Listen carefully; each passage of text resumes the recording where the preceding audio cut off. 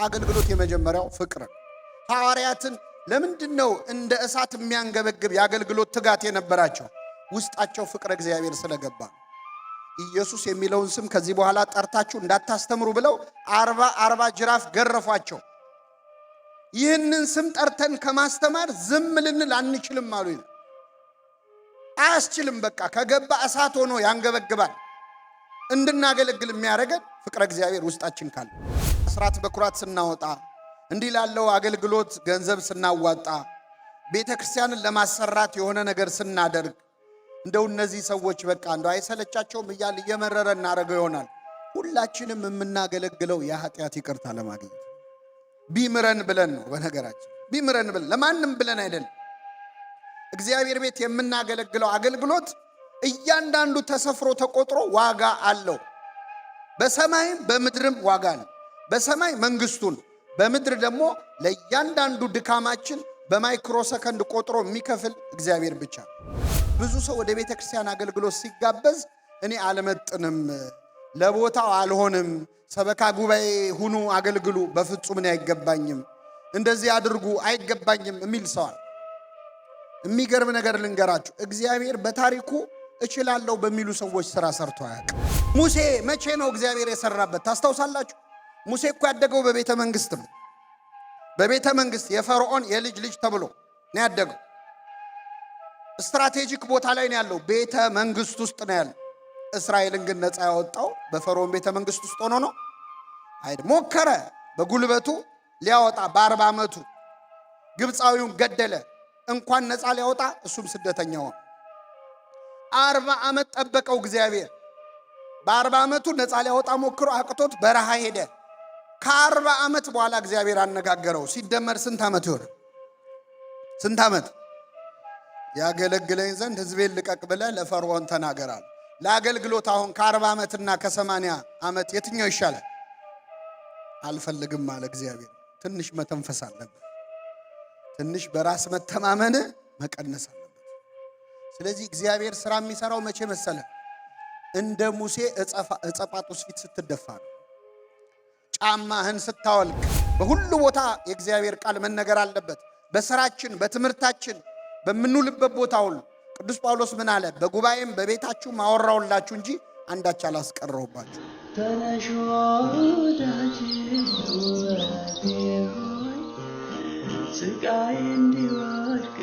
ክቡር አባታችን የዚህ ሀገረ ስብከት ዋና ስራ አስኪያጅ፣ ክቡር አባታችን የዚህ ደብር አስተዳዳሪ፣ የየአድባራቱ አስተዳዳሪዎች፣ አበው መነኮሳት፣ ወንድሞች፣ ካህናት፣ ምእመናት ሁላችሁ በእግዚአብሔር ሰላምታ እንደምነዋላችሁ እንደምነዋላችሁ።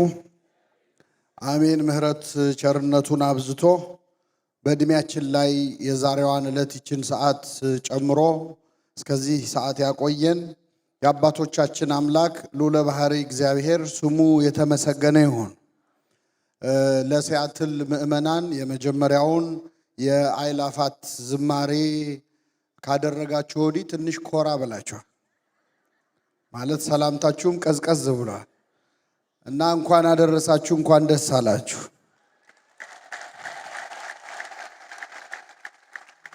እግዚአብሔር አምላካችን እንደወደደ መጠን የቤተ ክርስቲያን አገልግሎት በዘመናችን በሚል ርዕስ ለቀሪው ሰዓት የእግዚአብሔርን ቃል እንማራለን። እግዚአብሔር አምላካችን በቸርነቱ እንዲያስተምረን እንዲመክረን የእርሱ ቅዱስ ፈቃድ ይሁንልን።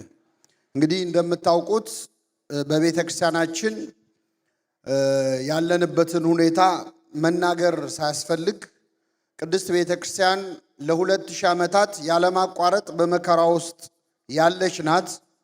ክርስቶስ ዓርብ ዕለት በጸለየበት ጊዜ አባት ሆይ ብትወድስ ይህች ጽዋ ከእኔ ትለፍ ብሎ ተናግሯል። ይህ ጽዋ ከእኔ ምን ትበል? ይህንን ንግግር ቅዱስ አምብሮስ የተባለው የቤተ ክርስቲያናችን ሊቅ ሲተረጉም ይህች ጽዋ ከእኔ ወደ ሌሎች ትተላለፍ ማለት ነው ይላል። ስለዚህ በክርስቶስ ላይ የወረደው ጥላቻ፣ በክርስቶስ ላይ የወረደው ድብደባ፣ ግርፋት ወደ ቅድስት ቤተ ክርስቲያን ተላልፏል። ይህ ጽዋ ከኔ ምን ትበል ስላለ ትለፍ ስላለ ዓለም ቢጠላችሁ እንዳትደነግጡ እንዳትገረሙ ከኔ አስቀድሞ እናንተን ጠልቷል። እኔን የጠላ ሁሉ እናንተን ምን ይላል? ይጠላል። በዓለም ሳላችሁ መከራ አለባችሁ፣ ነገር ግን አይዟችሁ እኔ ዓለምን አሸንፈዋለሁ ብሎ የተናገረው ቃል መጽናኛችን ስለሆነ ቤተክርስቲያን ከነመከራዋ ከነስቃይዋ ከሰማዕትነቷ ጋር ሙሽራው መጥቶ ሙሽራይቱን ቤተክርስቲያን እስኪወስዳት ድረስ በታላቅ ትዕግስት በታላቅ ጽናት ትጠባበቃለች። እስከ መጨረሻው የምንጸናበትን ኃይል አምላካችን ያድለን። አሁን ስንዘምር ነበረ በትናንትናው ዕለት፣ ዛሬም ዝማሬ ስናቀርብ ነበር። ቤተክርስቲያን መከራ በጣም በጸናባት ሰዓት፣ ምዕመናን በሚገደሉበት ሰማዕታት በሚሆኑበት ሰዓት እንዴት መዝሙር እንዘምራለን?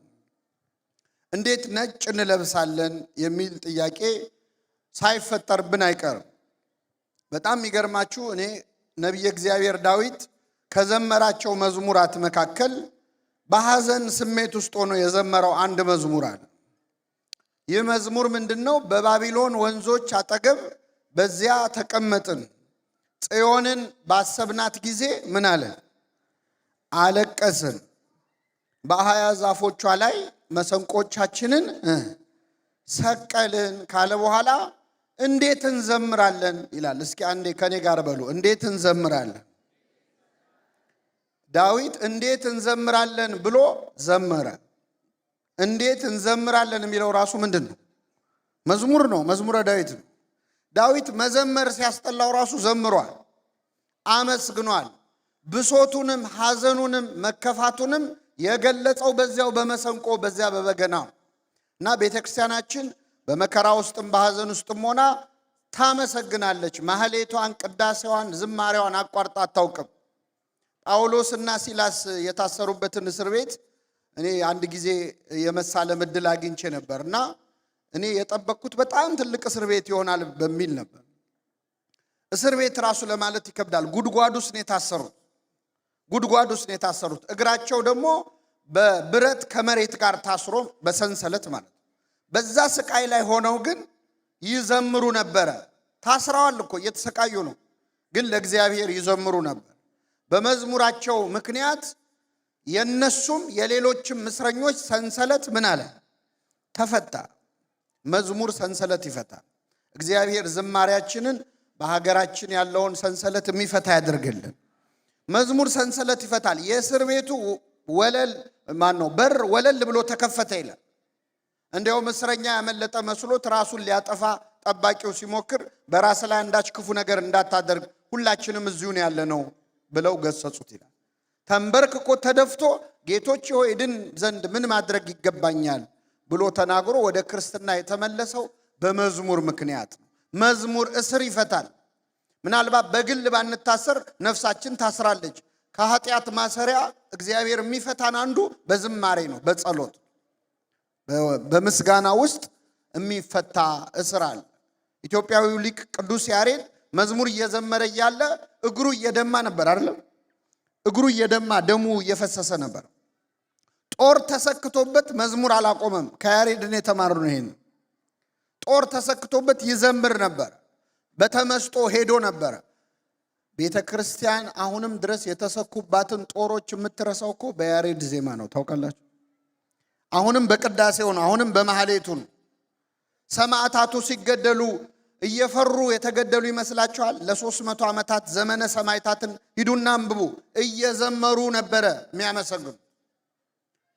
እንደውም አብዛኞቹ በመጀመሪያዋ 300 ዓመታት የነበሩት ክርስቲያኖች አብዛኞቹ ለሚገደሉበት ቀን ነጭ ልብስ አዘጋጅተው የክት ልብስ አዘጋጅተው ይጠብቁ ነበር።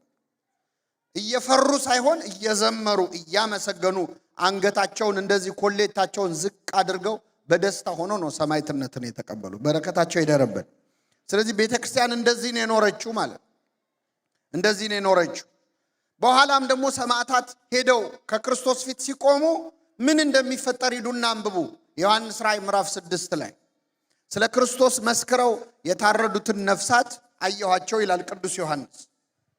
አሁን ሰሞኑን በምስራቅ አርሲ የተገደሉትን ባለፉት ዓመታት በሻሸመኔ የተገደሉትን በየስፍራው እዛ ሊቢያ በረሃ ላይ ተንበርክከው ብርቱካናማ ለብሰው ተንበርክከው እያያናቸው በቪዲዮ እየተቀረጹ የታረዱ ወንድሞቻችን ኢትዮጵያውያን፣ ኤርትራውያን፣ ግብፃውያን የት ገብተው ይሆን? አሁንም ያንን ብርቱካናማ ለብሰው ይሆን? አይደለም። እኔ አላየኋቸውም። ዮሐንስ አያቸው። አየኋቸው አለ። የሰራዊት ጌታ እግዚአብሔር ሆይ እስከ መቼ አትፈርድም? ደማችን እስከ መቼ በምድር ላይ ይፈሳል ብለው ጠየቁ። እንደነሱ የሚገደሉ የሌሎች ወንድሞቻቸው ቁጥር እስኪሞላ ድረስ ለጥቂት ጊዜ እንዲያርፉ ተባለላቸው። ትንሽ አረፍ በሉ አላቸው። ነጭ ልብስም ተሰጣቸው ይላል። ምን ተሰጣቸው? ነጭ ልብስ። አሁን ያን ብርቱካናማ ልብስ ጥለውታል። ያንን ወድቀው አጥንታቸው ተከስክሶ ስጋቸው ተልከስክሶ ሬሳቸው ወድቆ እንዳየነው እንዳይመስላችሁ ነጭ ልብስ ለብሰዋል። በሰማይ እየዘመሩ እያመሰገኑ ነው። የኛንም ነገር እየነገሩት ነው። እስከ መቼ አትፈርድም ብለው በእግዚአብሔር ፊት ቆመው። እግዚአብሔር ከሰማዕታቱ በረከት ያሳድርብን። እና ዛሬ የምንወያየው የቤተ ክርስቲያን አገልግሎት በዘመናችን በሚል ርዕስ እንግዲህ እንደምታውቁት መነሻ ያደረግነው ዘመነ ሰማዕታትን ይሁን እንጂ ቤተ ክርስቲያን ከመከራ ውጭ አገልግሎቱ አይቋረጥም። አሁን እያገለገልን ያለነው የቤተ ክርስቲያን አገልግሎት ማገልገል ካለብን አንጻር እና ቤተ ክርስቲያን ካሉባት ተግዳሮቶች ወይም ፈተናዎች አንጻር ወደ ኋላ እንድንቀር እያደረገን ያለው ምንድነው? መቼስ ወፍራም በግ አለ ሲሉት ይሞታል ይባላል። እንደዚህ አሁን ነጭ ለብሰን አዳራሽ ሞልተን አገር ቤትም በአደባባይ በንግስ በጥምቀት ብዙ ሆነን ስንታይ ያለን እንመስላለን እንጂ በየቀኑ በጣም ብዙ ኦርቶዶክሳውያን ከሃይማኖት እየወጡ እየካዱ ሰማዕታቱስ ለክብር ነው የሚገደሉት። ግን ወስኖ ከዚህች ኦርቶዶክሳዊ ተዋህዶ የሚወጣ ሰው በየቀኑ አለ የለም? አለ። ይህንን ለማወቅ ነቢይ መሆን አያስፈልግም። በሳምንት አንድ ሰው ሁለት ሰው ስልክ እየደወለ እህቴ፣ የእህቴ ልጅ፣ የወንድሜ ልጅ፣ ትንሿ ልጄ፣ ትልቋ ልጄ ሃይማኖት ቀይራብኛለች እያሉ እያለቀሱ የሚደውሉ ወላጆች በጣም ብዙ ናቸው። ሚስቴ ሃይማኖት ቀይራለች ምን ላድርግ የሚል ባል፣ ባሌ ከዚህ በኋላ ቤተክርስቲያን አልመጣም አለኝ የምትል ሚስት፣ እኔ መቁረብ ፈልጋለሁ እሱ ግን ቤተክርስቲያን በአይኑ ማየት አይፈልግም የሚሉ ባለትዳሮች አሉበት። ስለዚህ ዘመኑ ካመጣብን ከውጫዊ ፈተና በላይ እኛ ራሳችን መስራት ያለብንን ነገር ብዙ ያልሰራነው ነገር አለና አሁን እኔ እንግዲህ እንግዳ እንደመሆኔ አንድ ትልቅ እድል አለኝ። ምንድነው? እንግዳ እንደፈለገ ነው የሚናገረው። ግፋቢል ድጋሚ አጠሩኝም። በቃ የመጨረሻው ሪስክ ድጋሚ አልመጣም። ስለዚህ እንደው የቤተ ክርስቲያን አገልግሎትን እንዳናገለግል የሚከለክሉን ነገሮች ምንድናቸው? ወደ ኋላ እንድንቀር የቤተ ክርስቲያን አገልግሎት እንዳይሰፋ እንዴ በእውነት ለመናገር ይቺ ቤተ ክርስቲያን እኮ ቅዳሴዋ ላይ በየቀኑ አዳዲስ ተጠማቂዎች እንደሚኖሩ እርግጠኛ ሆና ማለት ጻውኑ ክርስቲያን የሚል ዜማ ያስቀመጠች ቤተክርስቲያን። እኔ እንግዲህ ስንት ዓመት ቀድሻለሁ።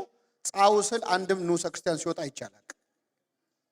ጻው ስል እንደውም አዲስ አበባ ላይ አንዳንድ ስራ የረፈደባቸው ሰዎች ይወጣሉ ንዑሰ ክርስቲያንም የሆኑ መስሏቸው ማለት። መቼ ነው አዲስ አማኝ መቀበል የምንጀምረው? ዛሬ ምእመናን መጡ ከሌላ እምነት ከፕሮቴስታንት ከሙስሊም ከካቶሊክ ወደዚች ቤተክርስቲያን ይህን ያህል ምእመናን መጥተዋል እልል በሉ የምንባለው መቼ ነው? እገሌ ይህን ያህል ብር ሰጥቷል በሚለው እንደምንለው አይደለም። እኔ የምላችሁ መቼ ነው? እስቲ አዳዲስ ነፍሳት ተጨመሩ። በየቀኑ ይበዙ ነበር። የመጀመሪያይቱ ቤተክርስቲያን እያደገች ነው የመጣችው። ሰማዕትነት መከራ የሚያስቆም አካል የለ። የኢትዮጵያ ቤተክርስቲያን እንኳን ታሪክ ተመልከቱ። ከመጀመሪያው ከኢትዮጵያዊ ጃንደረባ አንስቶ በአባ ሰላማ በተስዓቱ ቅዱሳን በቅዱስ ያሬድ እያደገች ከኃይል ወደ ኃይል ከፍ እያለች የመጣች ቤተክርስቲያን ናት። ለምንድነው እኛ ጋር ሲመጣ ችግር ብቻ እያወራን የምንቆመው? ለምንድነው እንዳናገለግል የከለከለን ነገር ምንድነው የሚለውን በጥቂቱ እንመለከታለን። እግዚአብሔር አምላካችን በቸርነቱ እንዲያስተምረን ቅዱስ ፈቃዱ ይሁንልን። በመጀመሪያ እንደው የአገልግሎታችን ወደ ኋላ መቅረት ምክንያት የአገልግሎትን ትርጉም አለመረዳት። መንፈሳዊ አገልግሎት ምንድነው? የመጀመሪያው ነገር ምን እንደሆነ አለመረዳት ነው። አገልግሎት እኛ ሁላችን የተፈጠርንበት ዓላማ ነው። እግዚአብሔር እንግዲህ ምድር ላይ ያሉትን ሁሉ የፈጠረበት ምክንያት አለው። ያለ ምክንያት የፈጠረው አንድም ፍጡር የለም። ብዙ ምክንያቶች አሉ። ለአንክሮ፣ ለተዘክሮ፣ ለምግበ ሥጋ፣ ለምግበ ነፍስ የተፈጠሩ አሉ። እኛ ልንበላ ልንጠጣ አይደለም የተፈጠርነው። ሰውና መላእክትን ለይቶ የፈጠረው ስሙን እንዲቀድሱ መንግስቱን እንዲወርሱ። ቅዱስ ጳውሎስ እንመላለስበት ዘንድ እግዚአብሔር አስቀድሞ ያዘጋጀውን ይላል መልካሙን ሥራ ለማድረግ በክርስቶስ ኢየሱስ ተፈጠርን ይላል። ስለዚህ መንፈሳዊ አገልግሎት የተፈጠርንበት ዓላማ ነው። ለዚህ ነው እግዚአብሔር የሰራን እንድናገለግለው ነው የመጣን። አሁን ለብዙዎቻችን ስራ እንሰራለን በሙሉ ጊዜያችን፣ ትምህርት እንማራለን በሙሉ ጊዜያችን፣ በትርፍ ጊዜያችን ደግሞ ቤተክርስቲያን እንመጣለን። እንደዛ ነው ሰው የሚያስበው። እንደውም አንዳንድ ሰው በትርፍ ጊዜ ምን ማድረግ ደስ ይልሃል ሲባል ሳይክል መንዳት፣ ዋና መዋኘትና ቤተክርስቲያን መሄድ ይላል። እግዚአብሔር ለብዙ ሰው የትርፍ ጊዜ ጉዳይ ነው። አንዳንድ ኤክስትራ ካሪኩላር አክቲቪቲስ ውስጥ ነው እግዚአብሔርን የምናስገባው። መጽሐፍ ቅዱስ ግን የሚለን የተፈጠርነው ማንን ለማገልገል ነው? አሁን ትናንትና ስትዘምሩ እንደው አንወሻሽ፣ ለትንሽ ደቂቃ እንደዛ እየዘመራችሁ እዚሁ ብትኖሩ እንደው ደስ አይላችሁም ነበር? ይላል አይልም? ወይስ እኔ ብቻ ነው እንደዛ የተሰማኝ? እስቲ መልሱልኝ።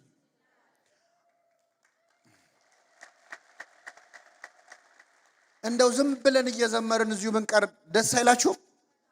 ያ ስሜት ማለት በዘላለማዊው ዓለም በመንግስተ ሰማያት እንደዛ እንድንኖር ስለተፈጠርን ነው። ሰው ሲያመሰግን፣ ሲያስቀድስ፣ ሲጸልይ፣ ተመስጦ ውስጥ ሲገባ፣ ተዘክሮ ሲገባ እንደው እዚሁ በቀረው የሚያሰኝ ስሜት የሚሰማው የተፈጠረው እንደዛ ሊኖር ስለሆነ እግዚአብሔርን የሚፈልግ ነፍስ ነው ያለን ማለት። ስለዚህ አገልግሎት የመጀመሪያ የተፈጠርንበት ዓላማ ነው። ሁለተኛ የምናገለግለው ለነፍሳችን መዳን። ማንም ለማንም ብሎ አያገለግልም። ምናልባት ለቤተ ክርስቲያን አስራት በኩራት ስናወጣ፣ እንዲህ ላለው አገልግሎት ገንዘብ ስናዋጣ፣ ቤተ ክርስቲያንን ለማሰራት የሆነ ነገር ስናደርግ እንደው እነዚህ ሰዎች በቃ እንደው አይሰለቻቸውም እያል እየመረረ እናደርገው ይሆናል። ሁላችንም የምናገለግለው የኃጢአት ይቅርታ ለማግኘት ነው። ቢምረን ብለን ነው። በነገራችን ቢምረን ብለን ለማንም ብለን አይደለም። እግዚአብሔር ቤት የምናገለግለው አገልግሎት እያንዳንዱ ተሰፍሮ ተቆጥሮ ዋጋ አለው። በሰማይም በምድርም ዋጋ አለው። በሰማይ መንግስቱን፣ በምድር ደግሞ ለእያንዳንዱ ድካማችን በማይክሮ ሰከንድ ቆጥሮ የሚከፍል እግዚአብሔር ብቻ። ከኔ ጋር ናችሁ ምእመናን? እግዚአብሔር ከሁላችን ጋር ይሁን። አሁን እዚህ ቁጭ በማለታችን የምናገኘውን ዋጋ ብናቀው፣ በነገራችን ላይ በሴኪዩሪቲ ከዚህ ቤት አንወጣ ብናውቀው፣ አሁን ቁጭ በማለታችን ሌላውን ትታችሁት ማለት እያንዳንዷን የትኛውም ካምፓኒ እንደ ቤተ ክርስቲያን አይከፍልም። ሌላ ቦታ ብትሰራ በሰዓት ነው የሚከፈል። እግዚአብሔር በማይክሮ ሰከንድ ነው የሚከፍለው። ሐሳብህን ጭምር አይቶ የሚከፍል አምላክ። ስለዚህ አገልግሎት ማለት ለኃጢአታችን ስርየት ነው። ወንድሞቼ ሆይ ይላል ቅዱስ ያዕቆብ፣ ከናንተ ማንም ከእውነት ቢስት አንዱም ቢመልሰው፣ ኃጢአተኛን ከተሳሳተበት መንገድ የሚመልሰው ነፍሱን ከሞት እንደሚያድን የኃጢአቱንም ብዛት እንደሚሸፍን ይወቅ። እኔ እናንተን አላውቅም። እኔ የማገለግለው ኃጢአቴን ለመሸፈን ምህረት ለማግኘት ነው። ሌላውን ሰው አስተምሮ መክሮ የሚመልስ ሰው የራሱን ኃጢአት እንደሚሸፍን ነፍሱንም እንደሚያድን ይወቅ ይላል። ስለዚህ ስታገለግሉ በዚህ አስተሳሰብ ካገለገላችሁ ለገሌ ብዬ ነው የሚለው ስሜት ጥርግርግ ብሎ ነው የሚወጣልን። የኃጢአት ስርየት ለማግኘት እናገለግላለን። ሶስተኛውን ትርጉም ልንገራችሁና ወደ መጨረሻው እመጣለሁ። እስቲ አንድ ፈቃደኛ የሆነ ሰው እጁን ያውጣልኝ ከወንድሞች። እሺ ወንድማችን ማን ነው ስምህ? ዮሴፍ። የምትወደው ምግብ ምንድን? አስብበት። ምን አለ? ሽሮ የሚወድህ ምግብ ነው። ለኢትዮጵያውያን አሁን እሺ ይሁን ችግር የለው። እኔ በጣም ይገርመኛል ሽሮ ምን እንደነካችሁ እኔ እንጃ። እሺ ዮሴፍ፣ ሽሮን አሁን እዚህ ያለው ሰው በሙሉ ባይወደው አንተ ብቻ ብትወደው እዚህ ያለው ሰው ሽሮን እንዲወድ ምን ታደርጋለህ? ትነግረዋለህ። አልገባው አለ። ግን በሚያሳዝን ሁኔታ ምን አለ? ምን አለ? ጸልይለታል። ሽሮን ለማስወደድ የሚጸልይ ሰው ተገኘ። በጣም ጥሩ ነገር ነው። እሺ ቁጭ በል፣ እግዚአብሔር ያክብርልኝ። ለማንኛውም አንድ ሰው የሆነ ምግብ እንደው ጣዕሙን አልረዳ ሲለ ምንድነው የምናደርገው? እስቲ ንገሩ። አንድ ጊዜ ምን በለው? ብዙ ጊዜ እኔ ብዙም ማልወደው ምግብ አለና እቺን ቅመሳት እንጂ ከዛ በኋላ አትበላም እንባላለን። ከጣፈጠን ነው ምን በለው አይደለ? ነብይ እግዚአብሔር ዳዊት ምን አለ? እግዚአብሔር ቸር እንደሆነ ቅመሱ እዩማ። ቀምሶት እኮ ነው አያችሁ። ግድ የለም አምላኬን ቅመሱትና እዩታል። ሰው የሚያገለግለው የመጀመሪያው የእግዚአብሔር ፍቅሩ ውስጡ ሲገባ፣ ፍቅረ እግዚአብሔር ልብ ውስጥ የገባ እንደሆን አንተ የወደድከውን አምላክ ሌሎች ምን እንዲሉ እንዲወዱ። አሁን ትናንት የዘመራችሁ ሰዎች ሄዳችሁ አቤት አመለጠሽ ትላላችሁ። ምን ነው በኖረ ኖሮ እገሌ ትላላችሁ። ፍቅረ እግዚአብሔር ከፍቅረ ቢጽ የሚስማማው በትክክል አገልግሎት ላይ ነው። ምን ነው ጓደኛዬ መታ ይሄን ባየች፣ ወንድሜ መጥቶ ይሄን ባየ የሚያሰኘን በእግዚአብሔር ፍቅርም በጓደኛ ፍቅርም ስንሞላ። አገልግሎት የመጀመሪያው ፍቅር ነው። ሐዋርያትን ለምንድነው እንደ እሳት የሚያንገበግብ የአገልግሎት ትጋት የነበራቸው? ውስጣቸው ፍቅረ እግዚአብሔር ስለገባ ነው። ኢየሱስ የሚለውን ስም ከዚህ በኋላ ጠርታችሁ እንዳታስተምሩ ብለው 40 ጅራፍ ገረፏቸው። ይህንን ስም ጠርተን ከማስተማር ዝም ልንል አንችልም አሉ ይላል። አያስችልም። በቃ ከገባ እሳት ሆኖ ያንገበግባል። እንድናገለግል የሚያደርገን ፍቅረ እግዚአብሔር ውስጣችን ካለ። ታስታውሷታላችሁ ያቺ ሳምራዊት ሴት በጠራራ ፀሐይ ውሃ ልትቀዳ ወጣ በነበረ ጊዜ መድኃኒታችን ኢየሱስ ክርስቶስ ውሃ ጠጭኝ ብሎ አናገራት። አንተ አይሁዳዊ ስትሆን ሳምራዊት ከመሆን ከኔ እንዴት ውሃ ትለምናለህ አለችው። ገና ውሃ ጠጭኝ ሲላ ፖለቲካ ጀመረች። የዘር ጉዳይ ነው ያወራችው። ውሃ ጠጭኝ ያላት እሷ ግን አንተ አይሁዳዊ ነህ እኔ ሳምራዊ ነኝ። ውሃው አሁን አይሁዳዊ ነው ሳምራዊ ነው? ውሃ ነው አጠጭኝ የተባለችው። አንተ እንደዚህ ስትሆን እኔ እንዲህ ሲሆን መባባል፣ አንተ ኦሮሞ ስትሆን እኔ ትግሬ ሲሆን፣ አንተ አማራ ስትሆን እኔ ጉራጌ መባባል ማለት የተጠማ ሰው ጸባይ ነው። ጸጋ እግዚአብሔር የራቀው በፀሐይ የተቃጠለ ህይወት ያለው በኃጢአት ማለት ተስፋ የቆረጠች ነፍስ እንደዛ ነች። እና አንተ አይሁዳዊ ስትሆን ሳምራዊት ከመሆን ከኔ እንዴት ውሃ ትለምናለህ አለችው። ውሃ ጠጭኝ የሚልሽ ማን መሆኑን ብታውቂ የህይወት ውሃን እንዲሰጥሽ ምን ትዩ ነበር? ትለምኚው ነበር። አስተማራት ክርስቶስ። ጸባይ የላትም። የተጎዳ ሰው መቼስ ጸባይ የለውም አይደል? አንዴ ፖለቲካ ወራች ቆይታ ከያዕቆብ ትበልጣለህ አለችው፣ የያዕቆብን ፈጣሪ። ከዛ እያለች እየለሰለሰች መጣች። ከዛ ነብይ ትመስለኛለህ አለችው። መጨረሻ ላይ ግን ክርስቶስ የሚባል አለ መሲህ የሚመጣ እሱ ሁሉን ይነግረናል አለችው። ስትለው የሚያናግርሽ እኔ እርሱ ነኝ አላት። ከዛ ሂጂና ባልሽን ጠርተሽ ነይ አላት። ማንን ጠርተሽ ነይ? የለኝም ባል አለች። ባል የለኝም አለች። እውነት ብለሻል 5 ባሎች ነበሩሽና አሁን አብሮሽ ያለው ህጋዊ ስላልሆነ ባልሽ አይደለም ማለት። ከውሸቷ ውስጥ እውነት አወጣላት። ወጣችና የከተማውን ሰው በሙሉ ግልብጥ አድርጋ የልቤን የነገረኝን ኑና ይውልኝ አለቻቸው። የምን የነገረኝን? አንድ ሰው ጠርተሽ ነኝ ያላት። የከተማውን ሰው ገልብጣ ይዛ መጣች። ለምንድነው አሁን እናንተ እዚህ አዳራሽ ሞልታችኋል? ሲያትል ውስጥ ያሉ ሌላውን ሃይማኖት ተውት፣ ኦርቶዶክሳውያን እናንተ ብቻ ናችሁ? እናንተ ናችሁ? ለምንድነው ቦታው እስኪጠብ ያልደረስ ነው?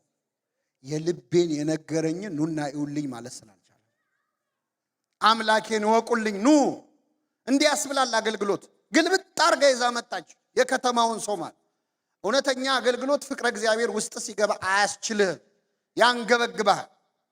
ፊልጶስ ጓደኛው ናትናኤልን አልጠራው?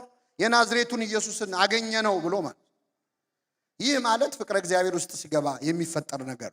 እዚህ በመጽሐፈ ነገሥት ላይ የ4 ለምጻሞች ታሪክ አለ። 4 ሰውነታቸው ከጸጉራቸው እስከ እግራቸው በለምጽ የተመቱ ነበሩ። በኦሪት ዘመን ለምጽ ሌላ ትርጉም ነበር እና እነዚህ 4 ሰዎች በረሃብ በጣም ሲሰቃዩ እስራኤላውያን በዛ ሰዓት ረሃብ ላይ ነበሩና ወደ ከተማ እንዳይገቡ አያስገቧቸው። ምግብ እያመጡ ግን ይጥሉላቸው ነበር። አሁን ረሃብ ሲነሳ ለነሱ ምግብ የሚያመጣ ሰው ጠፋ። 4ቱ ለምጻሞች ስብሰባ አደረጉ። ምን እናድርግ? እኛ እዚህ ረሃብ ሊገለን ነው። ወደ እስራኤል ብንገባ አያስገቡንም፣ ቢያስገቡንም ምግብ የለም። በቅርብ ርቀት ደግሞ ፍልስጤማውያን ጦር አስፍረዋል ሊዋጉ። ወደ እነሱ ብንሄድ ደግሞ ይገድሉናል። ምን ይሻላል ብለው ስብሰባ አደረጉ። ከዛ ምን አሉ? በቃ ከረሃብ ሰይፍ ይሻላል ይባል የለ እዛ ሄደን ቢገሉን ይሻላል ብለው እነዚህ 4 ሰዎች ወደ ጠላት ሰፈር መራመድ ጀመሩ። ከኔ ጋር ናችሁ? ስንት ሰዎች ናቸው? የሚገርማችሁ እግዚአብሔር ጥበቡ በጣም ይደንቃል። ለራበው ሰው ምንድነው የሚያስፈልገው? እግዚአብሔር ግን አለማስራብ አይችልም? ይችላል አይችልም? ለ4ቱ ለምጻሞች ምን እንዳደረገ ታውቃላችሁ? የእግራቸውን ኮቴ የእግራቸውን ዳና ድምጹን ያንድን ሰውዬ የእግር ኮቴ የ1000 ሰረገላ ኮቴ ያደረገ። 4 ሲሆኑ ስንት ሺህ ሆነ? በ4000 ሰረገላ ድምጽ የጠላት ሰፈር ተሸበረ ማለት ነው። እንደው እግዚአብሔር ኮቴያችንን ድምጹን ይጨምርልን። አሁን እኮ ብዙ ሆነን ራሱ አንሰማም እኮ አይደል? ማጆሪቲ ሆነን እንደ ማይኖሪቲ ነው አክት የምናረግ። ከፈለገ ግን አሁን ኮቴ ቢስ ሆነናል። ድምጽ የለውም የኛ ኮቴ። ድምጹን ጨመረው። ፍልስጤማውያን ደንግጠው እስራኤላውያን ጦር አደራጅተው ሊያጠፉ መጡ ብለው እግሪ አውጪኝ ብለው ብን ብለው ጠፉ። ከስንት ሺህ ሸሽተው? ከ4 ሰው። እነዚህ 4ቱ ሲገቡ ባዶ ነው። መጀመሪያ ምግብ በሉ። ያሳዝናሉ። አንዱ ድንኳን ገብተው በሉ። ሌላውም ደግሞ ወርቅም ሀብትም አለ ደበቅ አረጉ ከተቱ። ሁሉን መቼት ሰፈሩን መዝረፍ አይችሉም። ከዛ ከመሃላቸው አንዱ ምን አለ? መልካም አላደረግንም አለ። እኛ እዚህ ስንበላ በዚህ ሰዓት እስራኤል ውስጥ በረሃብ እየሞተ ያለ ሰው አለ። እስከ ጠዋት ብንቆይ ኃጢአት ይሆንብናል። አሁኑኑ ተመልሰን ሄደን እንናገር አለ። ተመልሰው ሄደው ለእስራኤል ቤት ተናገሩ ይላል። አገልግሎት ማለት አንተ ቃሉን ስትሰማ ቃሉን ያልሰሙ ሰዎችን ማሰብ እና እግዚአብሔር ያለማቋረጥ እንድናገለግል የሚያደርገው ነገር እሱን መውደድ ነውና ፍቅሩን ለሁላችን ይጨምርልን። አሁን እዚህ ከተማ ውስጥ ስንት ኦርቶዶክሳውያን አሉ። እንደው ሌላ መመለሳችን ቀርቶ በሃይማኖት የሚመስሉንን ሰዎች እንኳን መያዝ ያልቻልነው የሚያንገበግብ ፍቅረ እግዚአብሔር ውስጣችን ስለሌለ ነው። እኔ አንድ ሊቀ ጳጳስ ያደረገውን ነግሬያችሁ ወደ ሁለተኛው እመጣለሁ። ቅዱስ ጎርጎርዮስ ዘኑሲስ ይባላል። እስኪ በሉ ቅዱስ ጎርጎርዮስ ዘኑሲስ።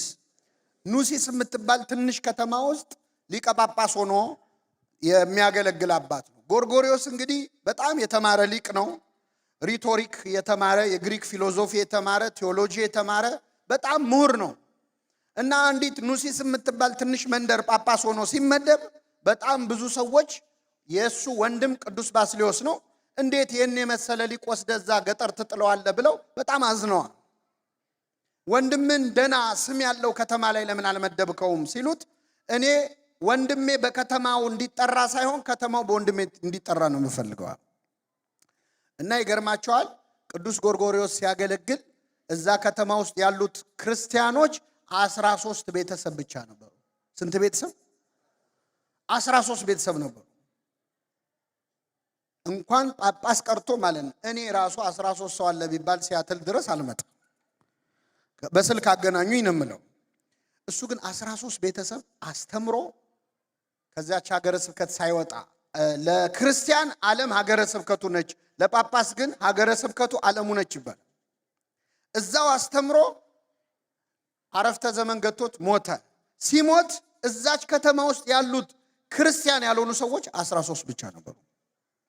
ክርስቲያን ያልሆኑት ሲያትል ውስጥ እኛ መንፈሳዊ አገልግሎት ከጀመርን ስንት ሰው ተመለሰ? ወይ ስንት ሰው ወጣ? ይሄ በጣም አሳሳቢ ነገር ነው። ስለዚህ አገልግሎት ፍቅር ነው። አገልግሎት ከእግዚአብሔር ጋር መስራት ነው። አንዳንድ ሰዎች እኔ እኮ ከገሌ ጋር ነው የምሰራው፣ እኔ የቅርብ አለቃዬ እኮ ገሌ ነው ብለው ይኮፈሳሉ። የኔ ኢሚዲየት አለቃ ኦባማ ነው ይል ነበር አንድ ሰውዬ፣ አሁን ታሰረ መሰለኝ። የቅርብ አለቃዬ ኢሚዲየት አለቃዬ ባራክ ኦባማ ነው ይል ነበር። ኢሚዲየት አለቃችሁ እግዚአብሔር እንዲሆን ከፈለጋችሁ ቤተክርስቲያን ውስጥ አገልግሉ።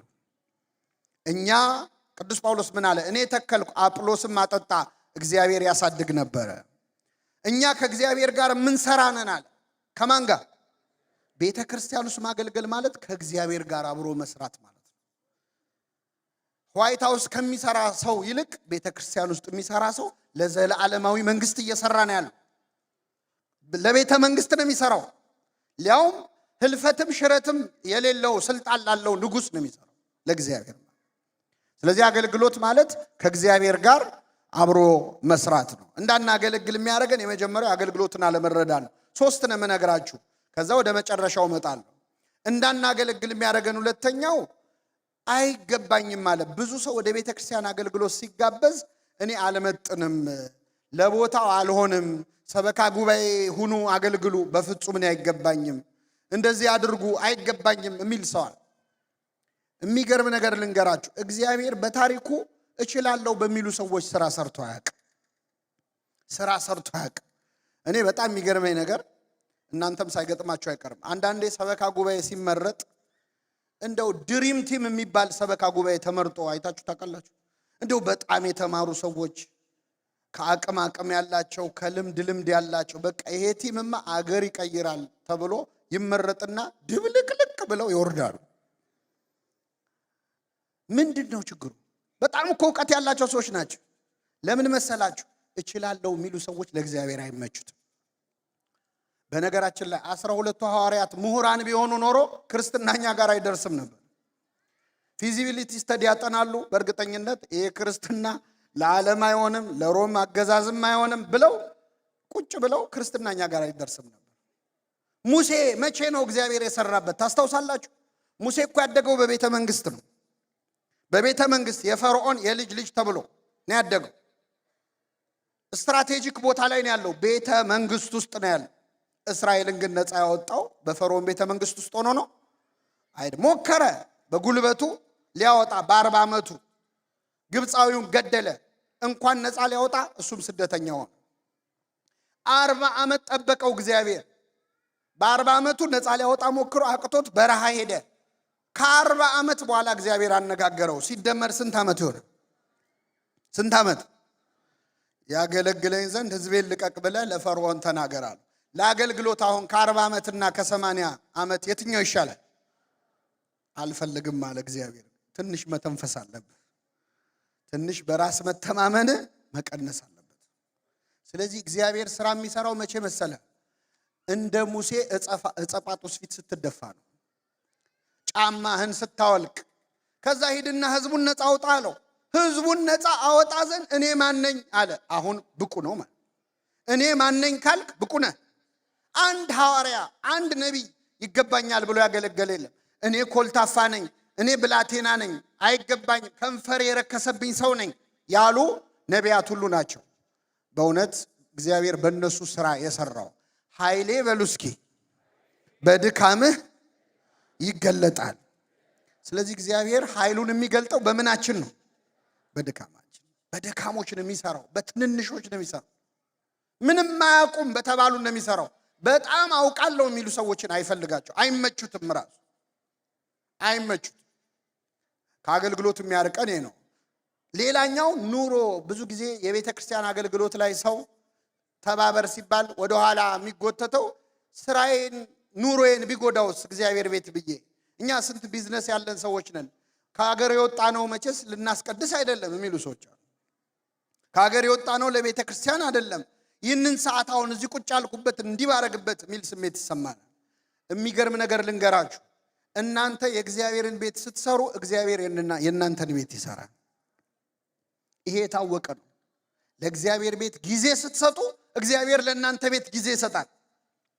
ገንዘብ አይሰጥህም፣ ያለህን ገንዘብ ግን ይባርከዋል። ጥቂቱን ብዙ ማድረግ ይችላል አይችልም? እስራኤል 40 ዓመት ሙሉ በምድረ በዳ ሲሄዱ ለ40 ዓመት የሚበቃ ልብስና ጫማ አድሏቸዋል እግዚአብሔር? አላደላቸውም። ግን ጫማህ አላለቀ በትርህ አልወደቀ ይላል። ጫማቸው አላለቀም፣ ልብሳቸው አላለቀም፣ በትራቸው አልወደቀ። 40 ዓመት እንዲቆይ ያደረገ እግዚአብሔር ብር አይሰጥህም፣ ያለህን ብር ግን ይባርከዋል። ስለዚህ መንፈሳዊ አገልግሎት እንዲህ ባለ አስተሳሰብ ብናገለግል ከዓለም አገልግል ያርቀናል። የመጨረሻው ምክንያት የተሳሳቱ የአገልግሎት መለኪያዎች ናቸው። ከኔ ጋር ናችሁ? ደከማችሁ እንዴ? እሺ፣ እስቲ ሲያትል ውስጥ መልሱልኝ።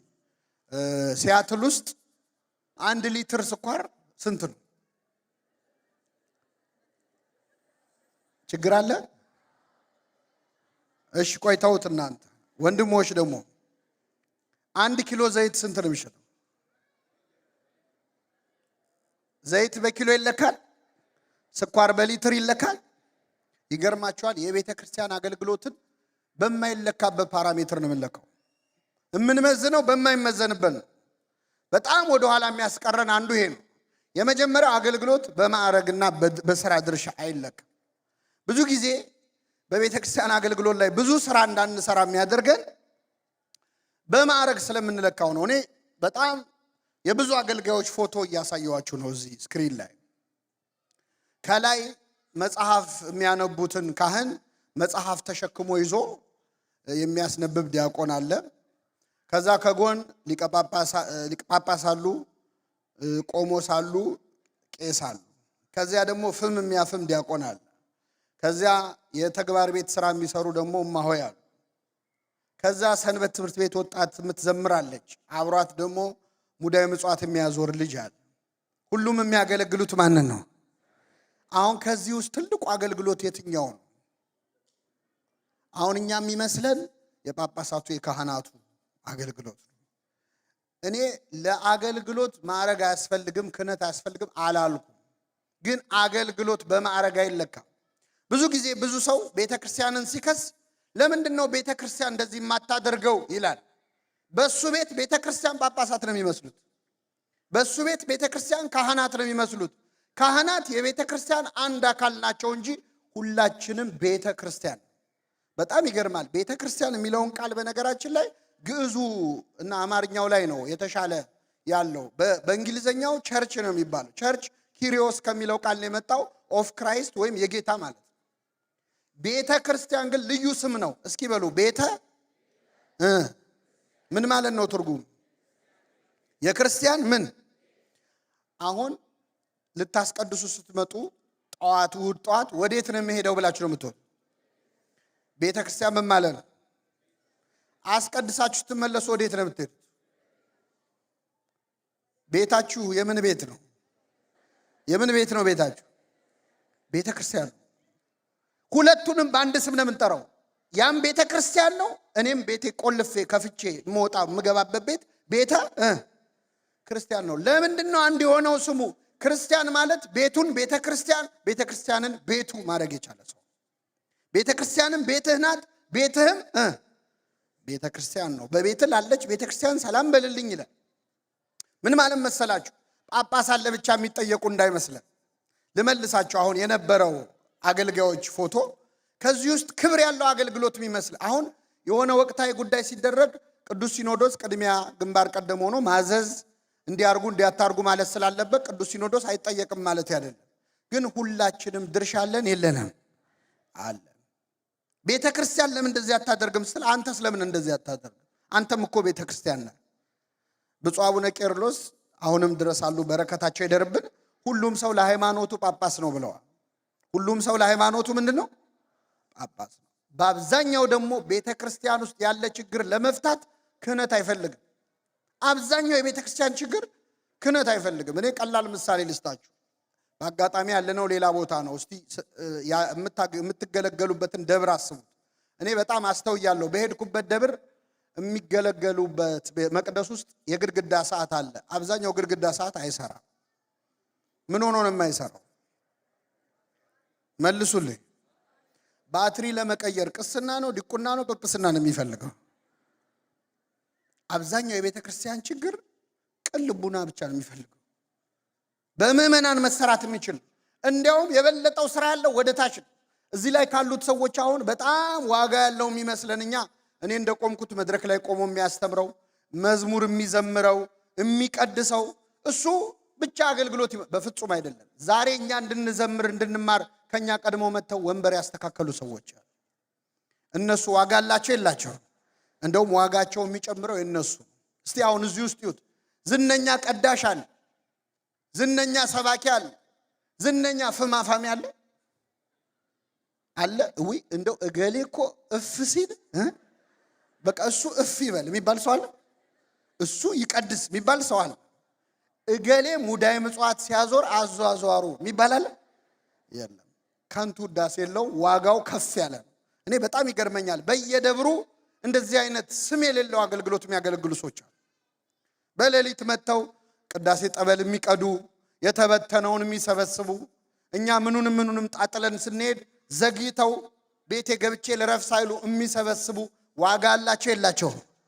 በጣም የተወደዱ አገልጋዮች ናቸው።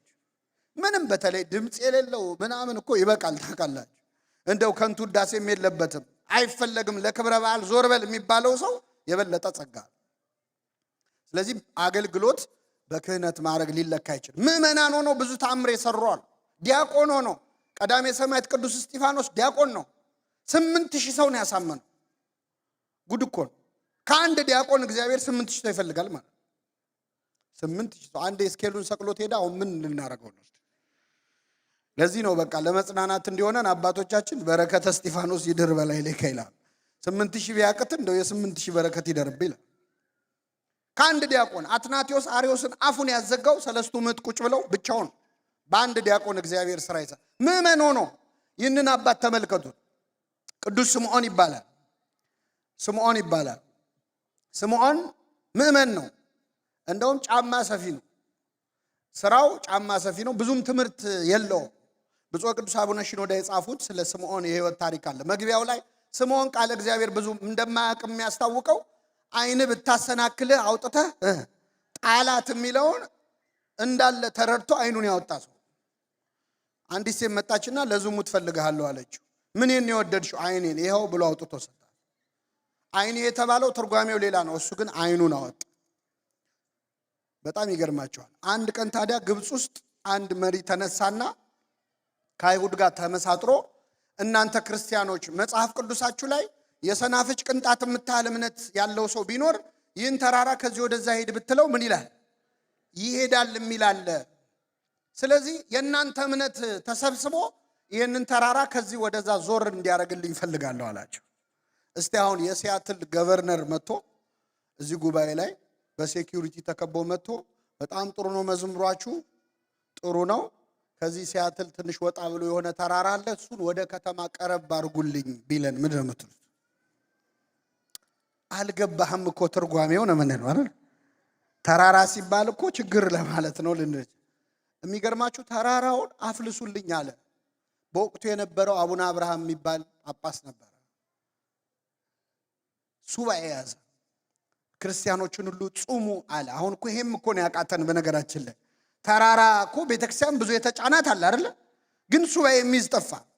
ሱባኤ ሲባል ራሱ ሰው ይናደዳል። ምን የምን ሱባኤ ነው ይላል ሰው። እግዚአብሔር ከናከው ይንቃል፣ ይሰራል ካልከው ይሰራልህ። ከዛ ጾሙ ጸለዩ። እመቤታችን ተገልጻ ይህን ተራራ የሚያፈልሰው ስምዖን የሚባል አንድ ምእመን ነው አለች። እስቲ ምን አይነት ሰው ነው ተብሎ ሲፈለግ ጫማ ሰፊ ነው። ጫማ ሰፊ፣ ሊያውም ጥቅሱን ቃል በቃል ተረድቶ አይኑን ያወጣ ሰው። ስለዚህ ቃል በቃል ተረድቶ አይኑን እንዳወጣ ቃል በቃል ተራራውንም ማፍለስ እንዲችል አደረገችው እመቤታችን። ጸለየ። እያዩት መሃል ካይሮ ላይ አሁን አለ። ተራራው ከዚህ ተነስቶ ወደዛ ፈቀቅ አለ። ቤተ ክርስቲያን ሰላም አገኘች። ክብር ምስጋና ይድረሰው እግዚአብሔር። አሁን እኛ የተጫነን ተራራ የለም አለ? የለም አለ። ይህን ተራራ ለማፍለስ ጵጵስና ነው ወይ የምንጠብቀው? የአንድ ምእመን እምነት እኮ ይበቃ። ይሄ የምታዩት ካይሮ ውስጥ ያለው የስምዖን ገዳም ነው። ከጀርባ ያለው ተራራ ስምዖን ያፈለሰው ተራራ ነው። ስምዖን ያፈለሰው ተራራ እና የግብፅ መንግስት ታሪኩን ለማበላሸት የካይሮ ቆሻሻ መጣያ አድርጎታል ተራራው። ክርስቲያኖቹ ደግሞ ቆሻሻ ሪሳይክል ማድረጊያ ፋብሪካ ከፍተዋል እና በጣም ሀብታም ሆነዋል። ክርስቲያን ማለት ድንጋይ ሲወረወርበት በተወረወረው ድንጋይ ቤተክርስቲያን የሚሰራ ችግርን ወደ እድል የሚቀይር ማለት። ምእመናን ሆነው እንደዚህ ያለ ተአምር የሰሩ ሰዎች አሉ። ስለዚህ አገልግሎት በማዕረግ አይለካም። ሁለተኛ በጾታና በእድሜ ነው። አገልግሎት በጾታ በእድሜ አይለካም። በወንድ በሴት አይለካም። ብዙ ጊዜ እኛ ቤተክርስቲያን ላይ እህቶችን የምንጠቀመው በጣም ለተወሰነ ጊዜ ነው፣ ለተወሰኑ ጉዳዮች ነው። ግን ታሪካችን ይህንን አያሳይም። የቤተክርስቲያኒቱ ታሪክ ይህንን አያሳይም። ሴቶች ወንዶች በጭብጨባ ሴቶች በምን እስከ መቼ እልል እያላችሁ ትቀጥላላችሁ? እዚህ ላይ የምታዩት ቅድስት ወለተ ጴጥሮስ፣ እዚህ ላይ የምታዩት ቅድስት መቅሪና አንዲት ሴት ሆና 3 ጳጳስ ነው ያፈራችው። 3ቱ ቀጰዶቃውያን አበው። አንዲት ሴት ናት 3 ጳጳስ አፈራች። እግዚአብሔር ከአንዲት ሴት 3 ጳጳስ ይጠብቃል። በጾታ አይለካም አገልግሎት፣ በእድሜ አይለካም። ትንሽ ሆነው ትልቅ ስራ ይሰራሉ። ቂርቆስ ሕፃን ሆነው አይደል እንዴ ለኛ መጠጊያ ሆነው ለኛ አማላጅ ሆነው።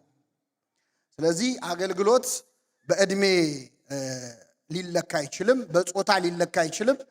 የትኛውም ገደብ አገልግሎት። ሌላው በቦታም አይለካም አገልግሎት በቦታ አይለካም። ክርስቶስ ለሐዋርያቱ በኢየሩሳሌምም በይሁዳም በሰማርያም እስከ ምድር ዳርቻ ድረስ ምስክሮቼ ትሆናላችሁ። ይህንን ካርታ ላይ ብታረጉት ክርስቶስ ሰርክሉን እያሰፋ ነው ሄደው። መጀመሪያ በኢየሩሳሌም አለ፣ ቀጥሎ በይሁዳ፣ ከዛ በሰማርያ፣ ከዛ እስከ ምድር ዳርቻ ድረስ። ደከማችሁ እንዴ? ስለዚህ አገልግሎት በሁሉም ቦታ ነው። ቤተ ክርስቲያን ውስጥ ብቻ አይወሰንም አገልግሎት። አንዳንድ ሰው ቤተ ክርስቲያን ይመጣል፣ ይገለገላል፣ ያገለግላል፣ ግን የሥራ ቦታው ላይ እግዚአብሔር እንዲነሳበት አይፈልግም። አንዳንድ ሰው ንግዱ ላይ የእግዚአብሔር ስም እንዲጠራ አይፈልግም። አሁን የንግድ ቦታ ነው ይላል። ይቅርታ አድርጊልኝ፣ ይሄ ፕሮፌሽናል ነው መሆን የምፈልገው ይላል። እግዚአብሔርን አንድ ቦታ ካሰርከው አታምነውም ማለት ነው። እግዚአብሔር ትዝ የሚል ይላል ቅዱስ አምብሮስ፣ እግዚአብሔር ትዝ የሚል እሁዱን ልታስቀድስ ስትመጣ ከሆነ አንተ እንደ ቅዱሳት አንስት ነህ ይላል። ቅዱሳት አንስት ሽቱ ይዘው የሄዱት ጌታ ገና ከሞት ምን አላለ አልተነሳም ብለው ነው። ቤተ ክርስቲያን እኮ የክርስቶስ መቃብሩ አይደለችም፣ ቤተ መንግስቱ ነች።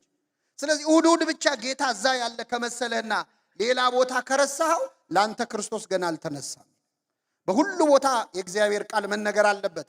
በስራችን፣ በትምህርታችን፣ በምንውልበት ቦታ ሁሉ ቅዱስ ጳውሎስ ምን አለ? በጉባኤም በቤታችሁ አወራሁላችሁ እንጂ አንዳች አላስቀረሁባችሁ።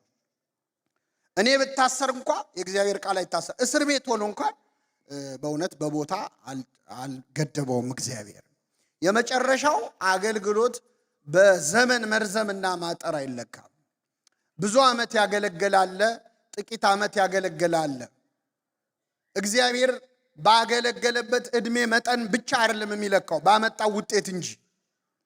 ይህን የምለው ለምንድን ነው? እዚህ መሃል ሁለት አይነት ሰዎች አሉ። እንደኔ ቤተክርስቲያን ያደገ በጣም ብዙ ሰው አለ እዚህ መሃል፣ እድሜውን ሙሉ ቤተክርስቲያን ያሳለፋል። ደግሞ ሰሞኑን ወደ ቤተክርስቲያን የመጣ ሰው አለ። ትልቁ ችግር ምንድን ነው? ቤት ውስጥ የቆየነው ሰዎች አዲስ ሰው ሲመጣ ብዙም ደስ አይለን። ከኔ ጋር ናችሁ? እስቲ ምን ያህል ዌልካሚንግ ነው ቤተክርስቲያን ሰው ሲመጣ የምንቀበልበት ፊት? እኔ አሜሪካን ሀገር ለመጀመሪያ ጊዜ የዛሬ 2 ዓመት ነው የመጣሁት። እንደመጣው በጣም የገረመኝ ከስተመር ሰርቪስ። በጣም ሰው ስታስተናግዱ ቤተክርስቲያን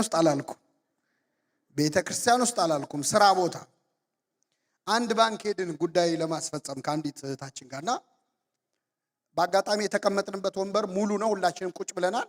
ሊያስረዳን ፈልጎ መጥቶ የባንኩ ኃላፊ እኮ ነው መጥቶ ተንበርክኮ አዋራን። እኔ ያወራውንም ባልሰማሁት ተንበርክኮ ጉዳያችንን ጨረሰ። አገር ቤት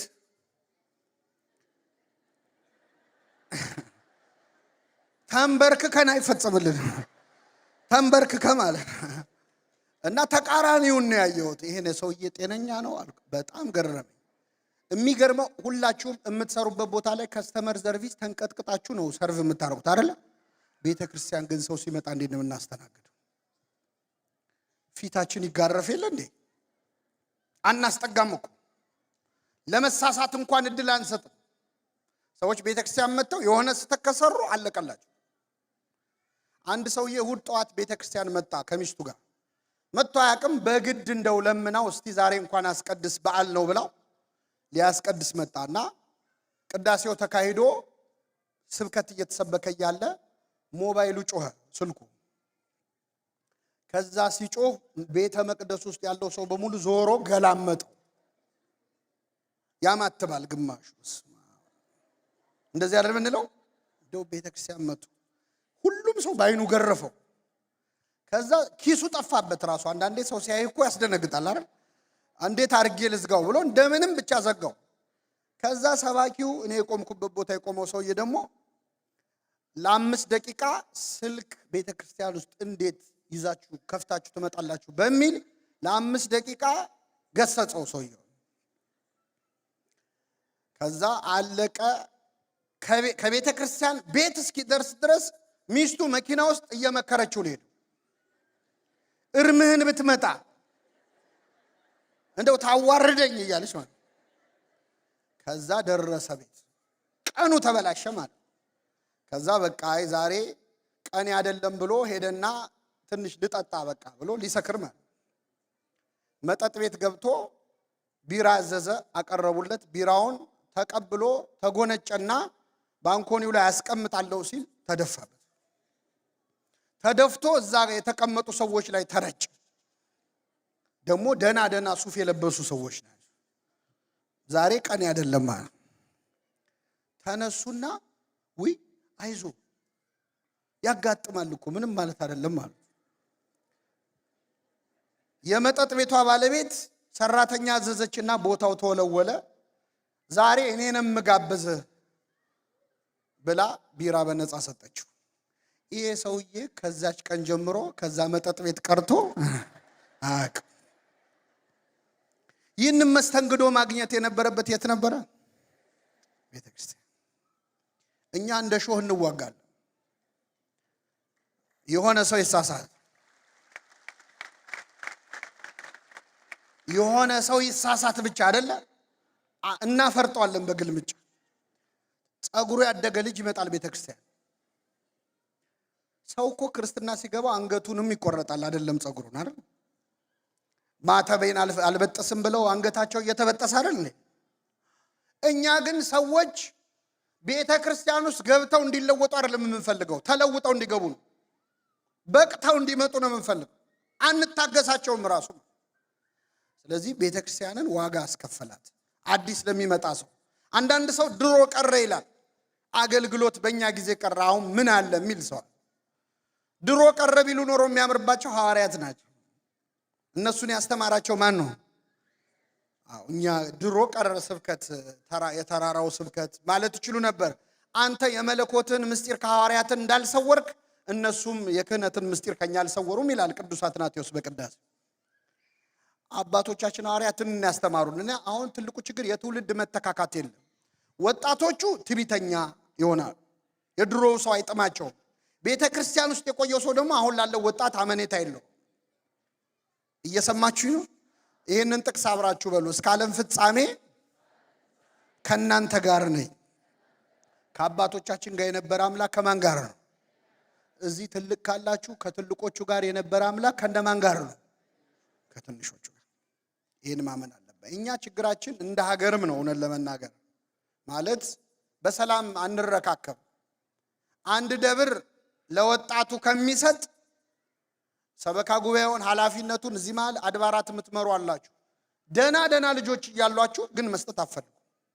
ኃላፊነት ማህበራት የምትመሩ አላችሁ፣ መስጠት አትፈልጉ። ይሄ በአገር የመጣ ችግር ነው። አገልግሎት መሆን ያለበት ዱላ ቅብብል ነው። ዱላ ቅብብል የሚባል ሩጫ ታውቃላችሁ?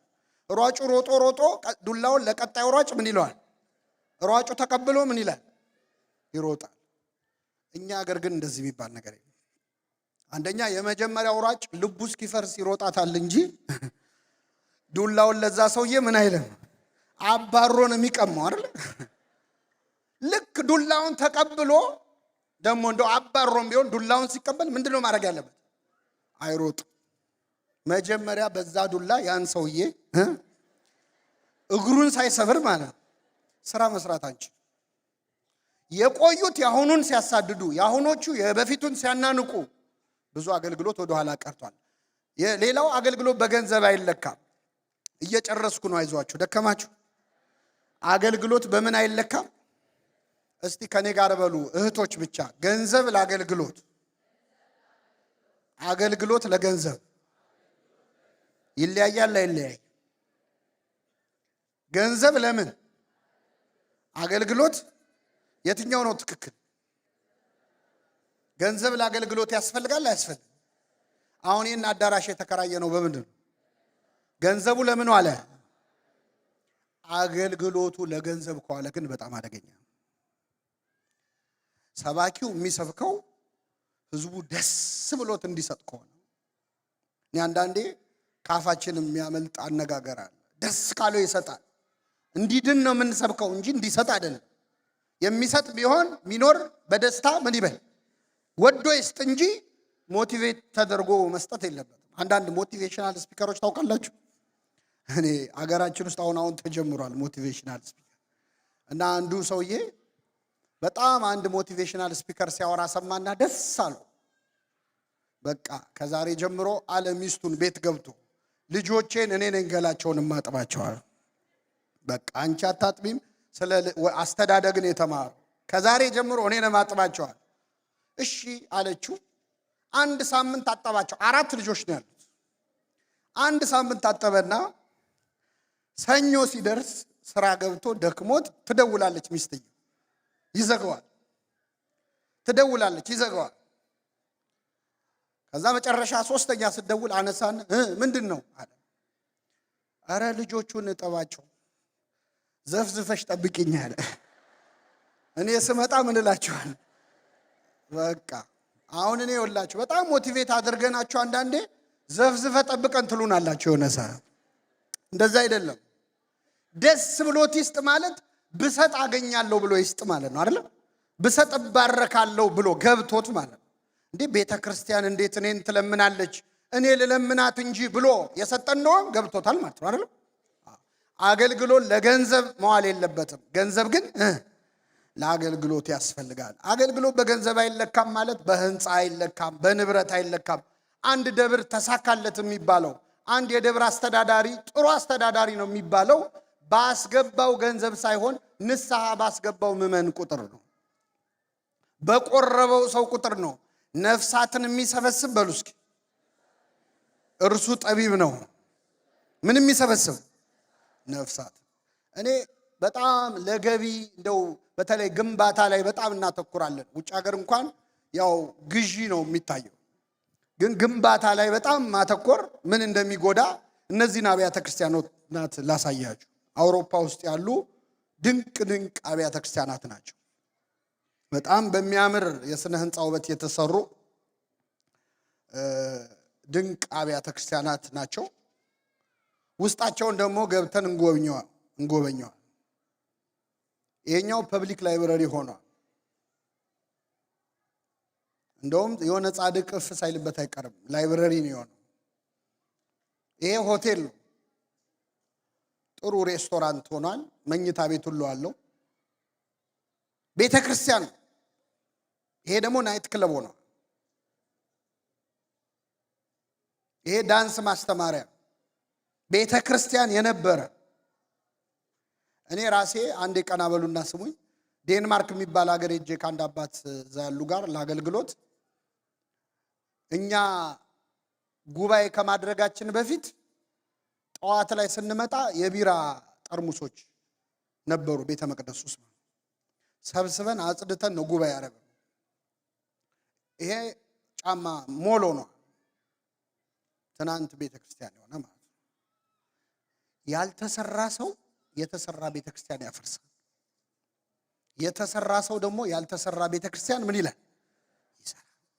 አገልግሎት አሁን እኛ ብዙ ገንዘብ የምናወጣው ልጆቻችንን ለማስተማር ነው ወይስ ለሆነ ግንባታ ነው እንድትጠይቁ ነው። እኔ እንድትመልሱልኝ አይደለ። ራሳችሁ በአገር ደረጃ እንደ ቤተ ክርስቲያን እንደው በገፍ ገንዘብ የሚወጣው ለአብነት ትምህርት ቤቶች ነው፣ ለመንፈሳዊ ኮሌጆች ነው። በጀት የለም የሚባለው ለነሱ። ለድግሱ ግን በጀት አለ። ለሌላው ለጊዜያዊ ነገር በጀት አለ። ዋጋ ያስከፍለናል። አገልግሎት በማይለካበት መለኪያ ስንለካ በተገልጋዩ ብዛት ማንነት ብዙ ሰው ስላለ ጥቂት ሰው ስላለ አይደለም። ጥቂት ሰው ላይ የተሰራ ስራ ቤተክርስቲያንን ብዙ ያቆያታል። ክርስቶስ አስተምሮ ሄደው 12 ሐዋርያት ነው። 12 ሐዋርያት ዓለምን ክርስቲያን ማድረግ ችለዋል። ትንሽ ሰው ላይ የተሰራ ስራ ብዙ ውጤት ሊያመጣ ይችላል። ይህንን ካየን ሁለተኛው ክፍል በጣም አጭር ነው፣ ከ10 ደቂቃ አያልፍም። እስቲ አንድ ጊዜ ተነሱ።